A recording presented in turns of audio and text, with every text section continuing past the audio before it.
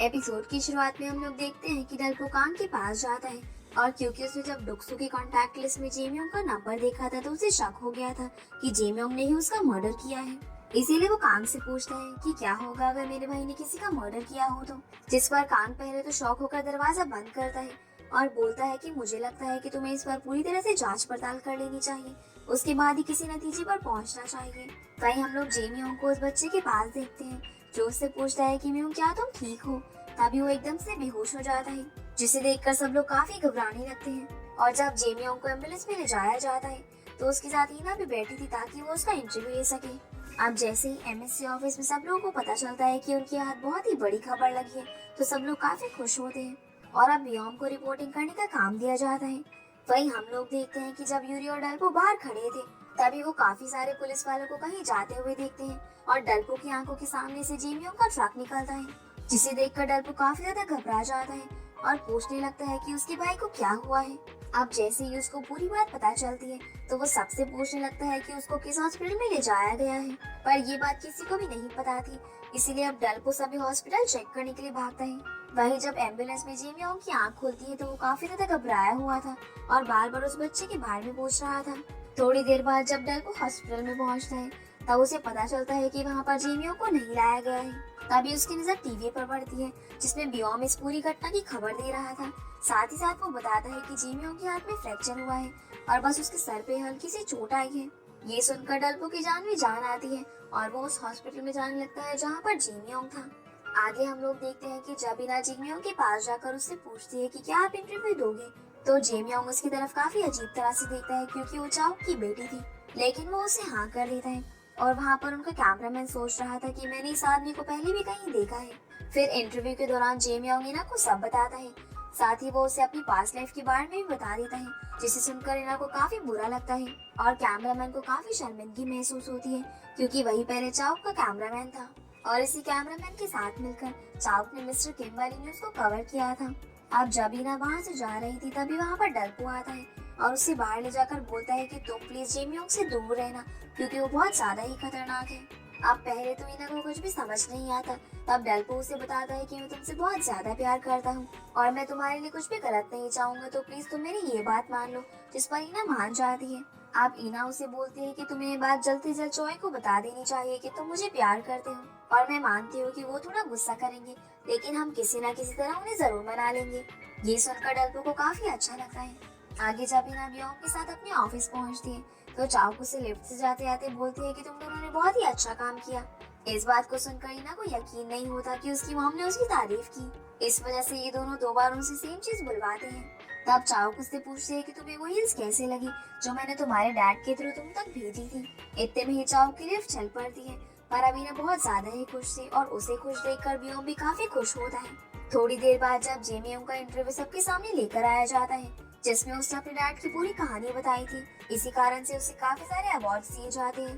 साथ ही वो सबके सामने हीरो बन जाता है और सभी लोग उसके साथ फोटोज और ऑटोग्राफ्स लेने लगते हैं। आगे हम लोग देखते हैं कि जब ईना और बियोम ऑफिस लिफ्ट से जा रहे थे तब लिफ्ट भरी होने के कारण बियोम ईना को उसकी मॉम के गले मिलवा देता है, जिससे ईना को और अच्छा लगने लगता है। लेकिन तभी बियोम कुछ सोचता है और खुद बाहर जाकर चाउक को भी बाहर खींच लेता है, जिस पर चाउक को कुछ भी समझ नहीं आता और ये देखकर भी उसे उसका फोन वापस करता है और बताता है कि 13 साल पहले जब आप मेरे घर आई थी तब आप इस फोन को मेरे ही घर पर भूल गई थी, फिर आपने नए फोन के साथ नया नंबर ले लिया। इसी वजह से हिना जो भी मैसेज करती थी वो मेरे पास आते थे और शायद अब आपको वो मैसेज पढ़नी चाहिए क्योंकि फिलहाल तो आपका नेचर उसके साथ बहुत ही ज्यादा रूड है, पर आप जब उन मैसेजेस को पढ़ोगे तो शायद आपको भी हिना से प्यार हो जाएगा। इस बात को सुनकर चाओ बियोम से वो फोन वापस ले लेती है और जब वो उन सभी मैसेजेस को पढ़ती है तो उसे पता चलता है कि इना उससे कितना प्यार करती है। साथ ही वो पहले उसे हर रोज मैसेज किया करती थी। ये देखकर चाओ बहुत ज्यादा ही इमोशनल हो जाती है। आगे हम लोग देखते हैं कि कांग और बाकी सभी लोग हर बार की तरह एक साथ बैठे थे। तब लियो ने बताता है कि क्योंकि पहले चाओ ने जेमियोंग की डैड की इमेज खराब करी थी तो इसी वजह से वो जेमियोंग के साथ एक प्राइवेट इंटरव्यू रखना चाहती है जिसमें जेमियोंग को आने के लिए मनाना है। इतने में ही कांग को डल्पो का कॉल आता है जो उसे बताता है कि मैं अपने भाई से एक बार मिलने जा रहा हूँ और मैं सच पता करने की कोशिश करूंगा, लेकिन मैं उसे अपने बारे में अभी कुछ भी नहीं बताऊंगा। जिस पर कांग उसे हाँ बोलता है और साथ ही उसे सावधान रहने के लिए कहता है। वहीं हम लोग देखते हैं कि जेमियोंग गुस्से में चाओ के एक पैम्पलेट को लेकर मोड़ते हुए उसे अपनी जेब में रख लेता है।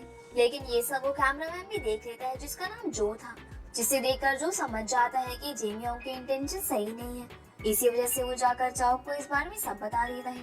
पर चाओ इस बारे में कुछ भी सुनने के लिए तैयार नहीं थी और वो कुछ भी करके उसके साथ इंटरव्यू करना चाहती थी। पर जब वो उसे फिर से सेम बात बोलता है तो चाओ उठकर ईना के पास जाकर खाना खाने लगती है, जिससे ईना को भी काफी अच्छा लगता है। आगे हम लोग देखते हैं कि डल्पो जब जेमियोंग से मिलने वाला होता है तब वो अपने फोन में रिकॉर्डिंग चालू कर लेता है और जब वो जेमियोंग से बातें करते हुए डुक्सो के बारे में पूछता है तो जेमियोंग थोड़ा घबरा जाता है और उसे समझ नहीं आ रहा था कि वो क्या करे, लेकिन वो उसे बोलता है कि मुझे नहीं पता। लेकिन डल्पो उसकी ऐसी हालत देखकर सब कुछ समझ जाता है और बोलता है कि अगर तुम्हें सबके सामने सच लाने का मौका मिले और बदला लेने का तो तुम क्या करोगे। इस पर जेमियोंग धीरे से उसके पास आता है और बोलता है कि तब मैं बदला लूंगा। ये सुनकर डल्पो बहुत ज्यादा ही शॉक हो जाता है। तभी जेमियोंग उसे उसका फोन दिखाता है जिसमें डल्पो रिकॉर्डिंग कर रहा था और क्योंकि अब वो फोन जेमियोंग के पास था तो वो गुस्से में वहां से जाते हुए उस फोन को भट्टी में फेंक देता है। इसके बाद जब डल्पो अपने ऑफिस पहुंचता है तो उसे कांग का कॉल आता है जो उसे सब पूछता है। पर डल्पो उसे कुछ नहीं बताता और बोलता है कि अभी मेरे हाथ कुछ नहीं लगा है। लेकिन हम लोग उसके हाथ में एक रिकॉर्डिंग डिवाइस देखते हैं जिसमें जेमियोंग की पूरी रिकॉर्डिंग थी। वहीं यूरी जब जेमियोंग का नाम अखबार में पढ़ती है तो उसे याद आता है कि डल्पो को भी कांग ने जेमियोंग का नंबर भिजवाया था और इसी वजह से वो सोचने लगती है कि इन दोनों का आपस में क्या रिलेशन है। दूसरी तरफ चैंसू को भी अखबार में जेमियोंग की फोटो दिखती है तो उसे याद आ जाता है कि उसने ही डल्पो को उस दिन जेमियोंग के साथ रात में देखा था। इसी वजह से वो भी सोचने लगता है कि आखिर इन दोनों का क्या रिलेशन है। आगे जब ईना अपने ऑफिस पहुंचती है तो जो उसे एडिटिंग रूम में ले जाता है और उसे सब बताता है कि उसने क्या देखा। इस वजह से शायद ईना को अपनी मॉम को जेमियोंग के साथ इंटरव्यू के लिए रोकना चाहिए। पहले तो ईना को इस बात पर भरोसा नहीं होता, तब उसे यकीन दिलाने के लिए जो उसे 13 साल पुराना एक इंटरव्यू दिखाता है जिसमें चाओ ने जेमियोंग का ये बोलकर इंटरव्यू लिया था कि वो उसके डैड को इंसाफ दिलवाएगी।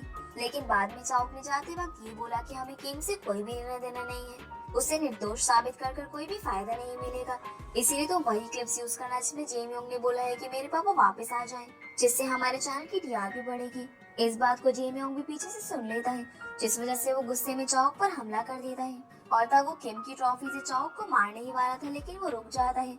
पर चाओ उसे पुलिस के हवाले कर देती है और उसी रात उसका भाई जो कि अब डल्पो है उसकी मॉम उसको ले जाकर सुसाइड कर लेती है, जिस वजह से जेमियोंग और ज्यादा गुस्से में आ जाता है क्योंकि उसे पता था कि अगर वो घर पे होता तो उसकी मॉम सुसाइड नहीं करती। लेकिन चाओ तब भी अपनी गलती नहीं मानती। अब जब ये सारी बातें ईना को पता चलती है तो वो काफी गुस्से में आ जाती है और उसे क्लिप्स में एक जूता दिखता है जो कि म्यूंग का था। अब उस जूते का देखकर उसे याद आता है कि जब वो घर से आ रही थी तभी उसने ऐसा जूता अपने घर में देखा था। ये बात याद आते ही ईना भागकर अपने घर में जाती है, पर क्योंकि अब वो चाओ को बिल्कुल भी पसंद नहीं करती थी तो इसीलिए वो गुस्से में उसके सामने ही उसकी हील्स उतार कर वहाँ से सीधा अपने घर चली जाती है, जहाँ वो शू को उठाकर देखने लगती है। तब ग्रैंडफादर उसे बताते हैं कि ये शू बहुत ही ज्यादा खास है और इसी ने डल्पो को मुझसे मिलाया था। इस बात को सुनकर ईना काफी ज्यादा शॉक होती है और वो समझ जाती है कि डल्पो पहले ईना की मॉम से गुस्से में क्यों रहता था। अब ग्रैंडफादर उसे बताते हैं कि डल्पो आया हुआ है और वो छत पर है। इस बात को सुनकर ईना भागती हुई उसके पास जाती है, जहाँ जाकर वो उससे पूछती है कि क्या तुम म्यूंग हो। अब पहले तो डल्पो काफी शॉक होता है लेकिन वो उसे सच बता देता है। इस बात को सुनकर ईना रोने लगती है और डल्पो हमें बैकग्राउंड से बताता है कि उस दिन ईना 2 घंटे तक रोती हुई उसे सॉरी बोलती रही क्योंकि ईना को काफी ज्यादा ही दुख था। तब डल्पो उसे समझाता है और बोलता है कि किम योंग को तुम्हारे घर वालों से नफरत है लेकिन अब मैं डल्पो हूँ और अब मुझे मेरा ये नाम और लाइफ बहुत ही ज्यादा पसंद है। इस बात को सुनकर ईना को थोड़ा अच्छा लगता है और वो दोनों नीचे खाना खाने चले जाते हैं, जहाँ खाना खाते वक्त ग्रैंडफादर उन्हें बताते हैं कि मैंने एक टीवी खरीदा है। इस बात को सुनकर डल्पो को कुछ हो जाता है और वो तुरंत अपना पिग्गी बैंक देखने जाता है जो कि पूरा खाली था। तब ग्रैंडफादर हंसने लगते हैं। इसके बाद ईना और डल्पो जाने लगते हैं तो बाहर डल्पो हंसते हुए ईना का हाथ गर्म रखने के लिए उससे अपनी जैकेट की जेब में डाल देता है और ये सब पीछे से चॉय भी देख रहा था, जिस वजह से वो भी समझ जाता है कि ईना डल्पो को पसंद करती है, लेकिन अभी वो इन दोनों को कुछ भी नहीं कहता।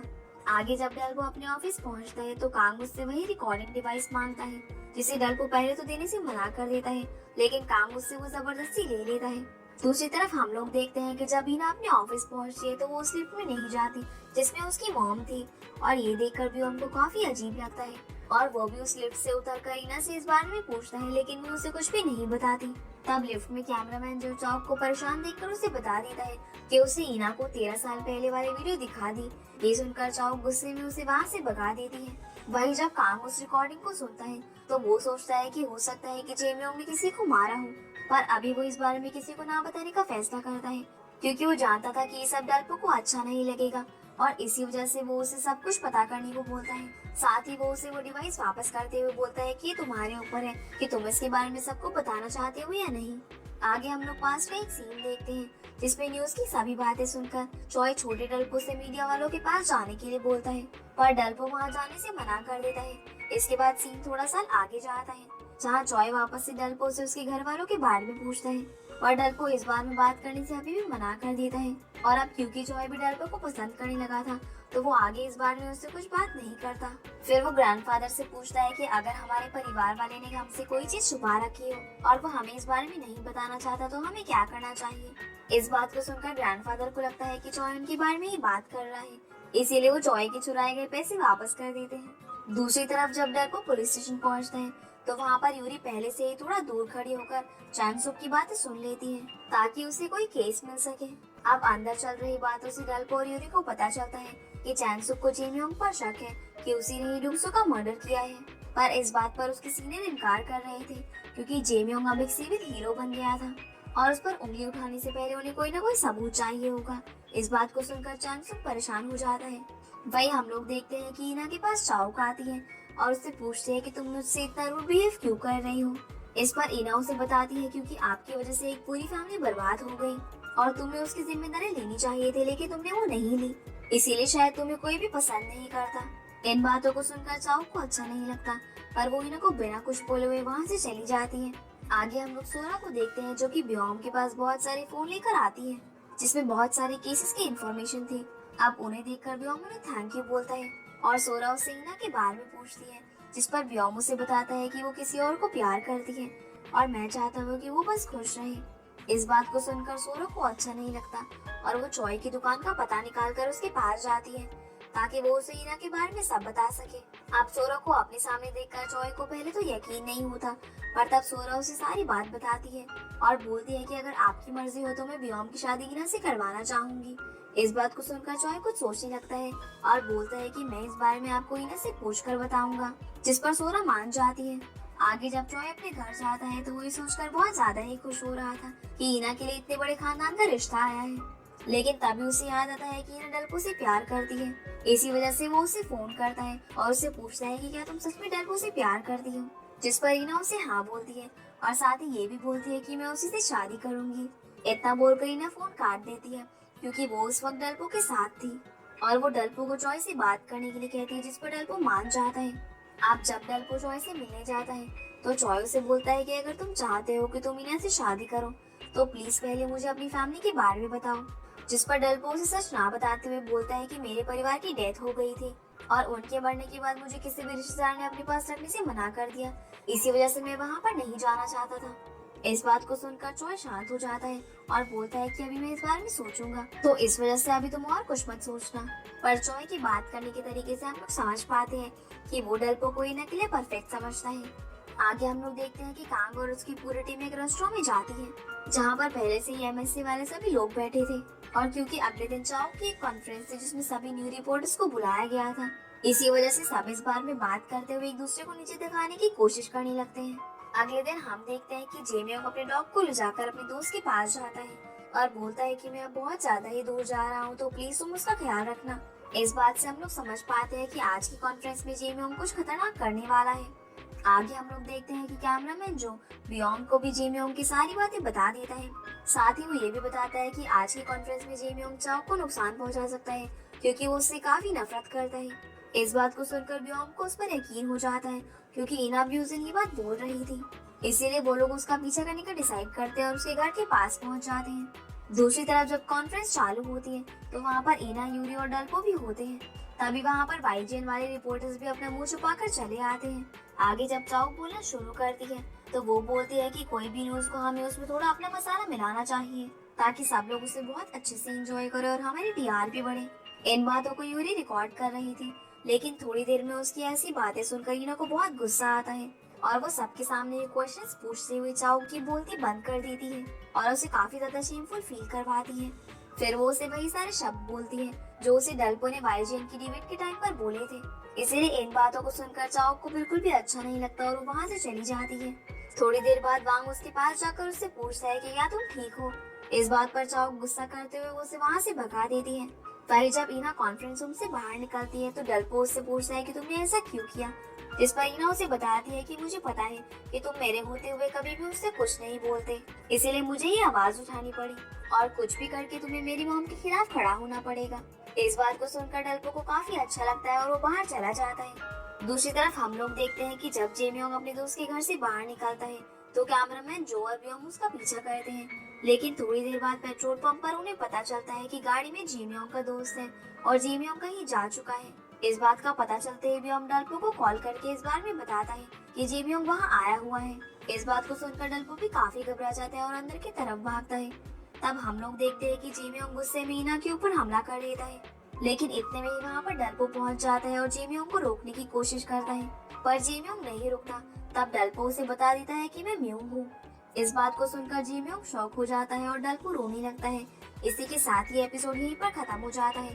तो गाइस ये थी आज की वीडियो एंड आप लोगों को ये वीडियो पसंद आई होगी तो वीडियो को लाइक कर चैनल को सब्सक्राइब जरूर कीजिएगा। तो आपसे फिर मिलते हैं अगले एपिसोड में, तब तक के लिए गुड बाय।